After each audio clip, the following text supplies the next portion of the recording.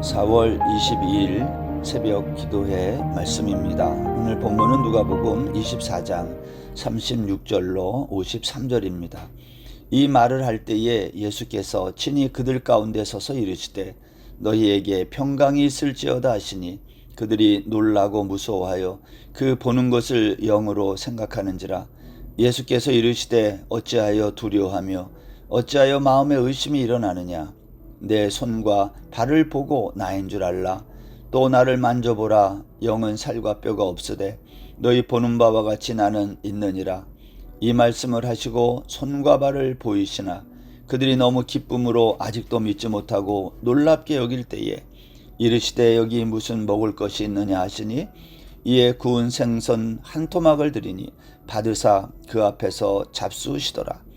또 이르시되 내가 너희와 함께 있을 때에 너희에게 말한 바 곧 모세의 율법과 선지자의 글과 시편의 나를 가리켜 기록된 모든 것이 이루어져야 하리라 한 말이 이것이라 하시고 이에 그들의 마음을 열어 성경을 깨닫게 하시고 또 이르시되 이같이 그리스도가 고난을 받고 제3일에 죽은 자 가운데서 살아날 것과 또 그의 이름으로 죄사함을 받게 하는 회개가 예루살렘에서 시작하여 모든 족속에게 전파될 것이 기록되었으니 너희는 이 모든 일의 증인이라. 볼지어다 내가 내 아버지께서 약속하신 것을 너희에게 보내리니 너희는 위로부터 능력이 입혀질 때까지 이 성에 머물라 하시니라. 예수께서 그들을 데리고 베다니 앞까지 나가사 손을 들어 그들에게 축복하시더니 축복하실 때에 그들을 떠나 하늘로 올려주시니 그들이 그에게 경배하고 큰 기쁨으로 예루살렘에 돌아가 늘 성전에서 하나님을 찬송하니라. 아멘.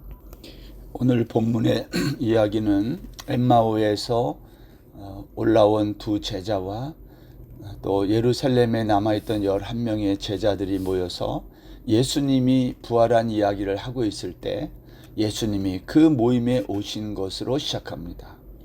요한복음에 보면 제자들은 그날 저녁 유대인들이 무서워 문을 꼭꼭 닫았다고 했어요. 그런데 부활하신 예수님이 그 꼭꼭 닫은 그 방 안으로 들어오신 거예요.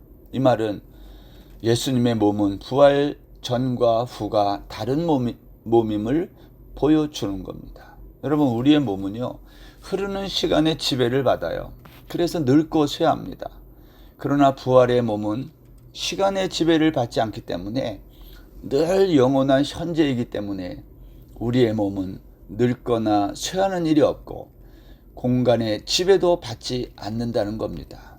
근데 여러분, 왜 제자들은 유대인들을 두려워했을까? 당시 유대교는요 로마와 손을 잡고 기득권을 누리고 있었어요. 그런 상황에서 예수의 부활 소식은 유대인들에게 위기였던 거예요. 이런 거죠. 로마의 힘을 빌어서 예수를 십자가에 처형시켰는데 만일 부활이 사실로 드러나면 자신들에게 큰 위기가 닥칠 것임이 틀림없기 때문입니다. 유대교는 그래서 예수의 부활을 증거하는 이 부활 공동체를 그냥 놔둘 수 없었던 거예요. 유대교의 핍박과 공격에 두려워 떨고 있는 부활 공동체에 그 부활하신 예수님이 나타난 거예요. 그리고 하신 첫 마디가 무엇입니까? 36절에 보면 너희에게 평강이 있을지어다 그랬어요. 여러분, 왜 예수님은 부활하시고 제자들에게 나타나서 첫 마디가 평강일까요? 당시 유대인들에게 평강은 로마의 통치 아래에서만 누릴 수 있는 평강, 그걸 팍스 로마나라고 그래요. 로마가 아니면 평강이 없었던 시대에 부활하신 예수님이 제자들에게 평강을 선포한 거예요. 이것은 로마가 주는 평강과 내가 주는 평강 사이에 너희가 선택하라는 메시지가 들어있는 거죠. 여러분, 세상에서 살 때 우리가 평강을 누리는 방법은 어느 조직이나 이러한 데 속해 있는 거예요. 나라에 속하든지 아니면 어느 기관에 속하든지. 여러분, 만약 우리가 대한민국이라는 국가의 백성, 그러한 주민등록증에 가지고 있지 않은 그러한 사람이 된다면 세계 어디를 가도 환영받지 못해요. 이런 사람은 뭐라고 그러죠? 난민이라고 하잖아요. 로마가 다스리던 세상에서 로마의 시민이 되지 않으면, 또는 로마의 속국이 되지 않으면 살기가 힘들었던 겁니다. 유대교는 로마에 속하여 로마가 주는 평강을 누렸어요. 그런데 예수님은 제자들에게 내가 주는 평강, 그리고 로마가 주는 팍스 로마나 그 평강 사이에 선택하라는 겁니다. 로마가 주는 평강이 힘에 의한 외적 평강이었다면, 예수님 내가 너희에게 주는 평강은 내적 평강이라고 말하는 거예요. 여러분, 예수님이 말씀한 이 평강을 샬롬이라 그래요. 샬롬이라는 말은요, 외적 전쟁이 그친 상태가 아니라 내적 전쟁이 그친 상태, 다른 말로 하면 죄가 그친 상태를 샬롬이라고 말해요. 사람은 아무리 외부로 전쟁이 끝나서 평강이 있어 보여도 마음의 죄가 그치지 아니하면 고통 가운데 있는 겁니다. 이 팍스 로마나가 주는 평강은요, 마치 비가 내릴 때 빗소리에 모든 소리가 묻히는 것처럼 세상의 소리가 다 안 들리지만, 여러분 그렇다고 해서 그 소리가 없어지는 게 아닙니다. 팍스 로마나는요, 겉으로는 평강처럼 보이지만 사실 사람들은 평강을 누리지 못한 거예요. 비가 그치면 세상에 다른 소리가 다시 드러나는 것과 똑같은 겁니다. 여러분, 오늘날 많은 사람들은 건강에 대한 두려움, 실직에 대한 두려움, 안전에 대한 두려움, 미래와 죽음에 대한 두려움에 늘 시달리고 있어요. 여러분, 사람의 평안을 빼앗아가는 가장 위협적인 게 뭐죠? 죽음이에요. 죽음 앞에 초연할 수 있는 사람은 아무도 없어요. 또한 죽음은 홀로 맞는 것이기 때문에 고독한 겁니다. 죽음은요, 그 이유를 모르는 미지의 세계이기 때문에 많은 사람들이 모두 두려워하는 겁니다. 예수님은 우리 모두가 이렇게 두려워하는 고독의 문제, 죄의 문제, 죽음의 문제를 십자가에서 해결하신 거예요. 아무리 행복하게 평생을 해로한 부부라 해도 죽음의 관문을 함께 갈 수는 없어요. 아무리 이 땅에서 고대광실 높은 집에 살고 산의 진미를 다 먹고 살았어도 죽음이라는 관문 앞에 서면 두려워하고 평강을 유지하지 못하는 게 우리 인생이에요. 여러분, 하루해가 지고 저녁이 되면 돌아갈 집이 있어 하루가 아무리 힘들고 고단해도 살만한 거예요. 그러나 여러분, 저녁이 되었는데 돌아갈 집이 없어 보세요. 모든 것을 다 갖추고 하루를 잘 살았다 해도 그 사람은 저녁이 두려울 것입니다. 하룻밤을 지낼 집이 없어도 삶이 이렇게 힘든데, 만일 우리 인생에 영원한 밤이 찾아왔는데 돌아갈 집이 없다면 그것처럼 두렵고 무서운 게 없을 것입니다. 예수님은 십자가의 죽음과 부활을 통해 이 땅에서 로마가 주는 평안이 아니라 죽음을 이기고 부활한 십자가가 주는 영원한 샬롬을 제자들에게 선언한 거예요. 여러분, 37절에 보시면 제자들은 예수님의 부활 이야기를 하면서도 부활하신 예수님이 정작 자신들 눈앞에 오셨을 때 예수님을 믿지 못하고 영이라고 생각할 뿐이었어요. 예수님은 제자들에게 어찌하여 두려워하며 의심하느냐 하시면서 손과 발을 만져보고 나인 줄 알라 그러셨어요. 왜냐? 영은요, 살과 뼈가 없어요. 그런데 부활하신 예수님의 몸은 살과 뼈가 있다는 말입니다. 다만 부활하신 예수님의 몸은 부활하기 전에 몸과는 다른 살과 뼈인 것입니다. 지금 우리의 몸은요, 조금만 다쳐도 아프고 상처나고 무리하면 쉬어야 되고 그러한 몸이지만 부활한 몸은 그런 몸이 아니라는 거예요. 저는 부활한 우리의 몸이 가장 아름다운 몸이 될 거라고 믿습니다. 그날의 아름다움의 기준은요, 지금 세상 사람들이 말하는 기준과는 다른 아름다움일 것입니다. 제자들은 예수님이 부활을 목격하고 목격자들의 증언을 들었음에도 불구하고 현실은요, 유대인의 핍박 때문에 두려워 문을 닫아야 했어요. 그때 주님이 나타나신 거예요. 주님은 손과 발을 보여주시면서 믿으라고 했는데 제자들은 믿지 못하고 놀라기만 했어요. 그때 예수님이 이렇게 말씀했어요. 41절. 여기 무슨 먹을 것이 있느냐? 이에 구운 생선 한 토막을 드리니 받으사 그 앞에서 잡수시더라. 부활하신 예수님은 배고파서 먹은 게 아닙니다. 부활한 자신을 믿지 못하는 제자들, 그들에게 부활의 증거로 구운 생선 한 토막을 잡수신 거예요. 우리 주님은 부활하신 후 자신의 몸을 보여주시는 것으로 만족하지 않고 더 확실한 기록된 말씀으로 제자들의 마음을 열어 깨닫게 해주셨어요.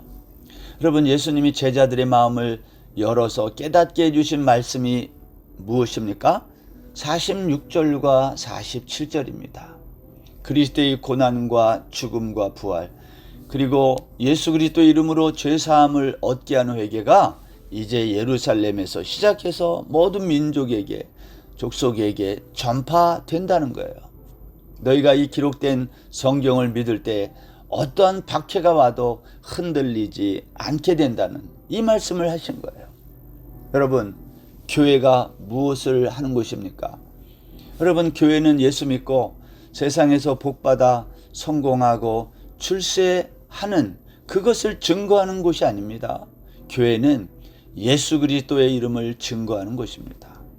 하나님이신 그분이 사람의 몸을 입고 이 땅에 오셔서 고난받고 십자가에 죽으시고 부활하신다는 이 예언을 기록한 것이 구약 성경이며, 구약 성경에 기록된 그대로 부활하셨다는 이야기를 기록한 것이 신약 성경이다.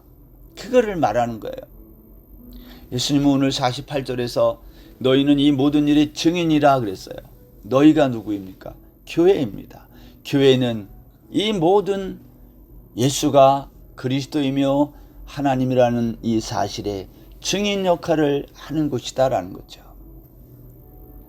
신구약 성경에 기록된 예수 그리스도의 이름을 모든 족속에게 전파할 사명이 교회에게 있다는 것입니다. 이 사명을 감당할 수 있도록 예수님이 약속한 게 있어요.